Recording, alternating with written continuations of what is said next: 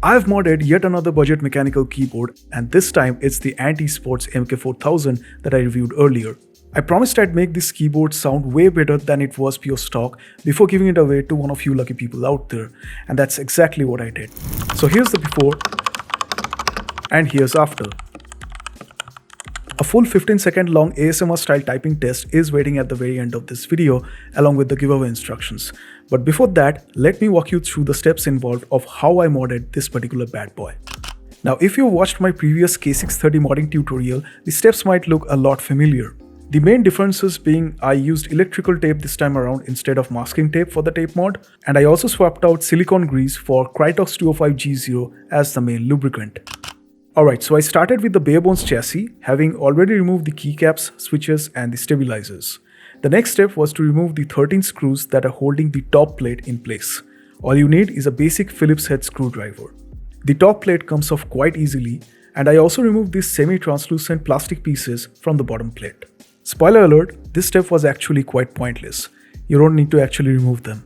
So after that, I gently lifted and flipped the PCB to disconnect the power cable, and I also removed the plastic bracket holding the connector. And now we have got all the components separated and ready to be mod. Alright, so let's start with the PCB. Now just like before, I used the good old tape mod, but this time around with electrical tape. I applied single strips to the back of the PCB, making sure that the connector area stayed clear, and then trimmed the excess with scissors. Yeah, I know it kind of looks janky, but I was careful not to damage anything. So here's the final look of our modded PCB. It's simple but really effective. Alright, so now it's time for the case mod. Remember those translucent plastic bits that I removed earlier? Well, I put them back in because they actually help hold the foam in place while you punch holes for the screw standoffs. And after fitting the foam inside, I also went ahead and trimmed the edges to keep it looking neat and tidy. A clean fit always feels good, doesn't it? And just like before, I also added some small bits of electrical tape to the edges of the top plate right here where the stabilizers would go in. This would help them fit in more snugly when you put the stabilizers back onto the plate. Alright, so talking about the stabilizers, the ones found on the MK4000 are surprisingly decent. No clipping is required here. I know some of you guys had wanted me to do the holy mod for the next keyboard, but for a budget keyboard like this, the acoustic difference wouldn't be worth that extra effort in my opinion. So I kind of went ahead and skipped it, but here's what I did instead. I applied a thin layer of Krytox 205G0 to the inside walls of the stabilizer housings, followed by the stems as well, nice and even. And for the wires, I added a generous amount to the ends and pins since those spots take the most abuse. Then I went ahead and reassembled them, taking the stems into the housings with the wires clipped in, and boom, buttery smooth stabs all ready to go. And now for the most time-consuming part, hand lubing all the 104 switches.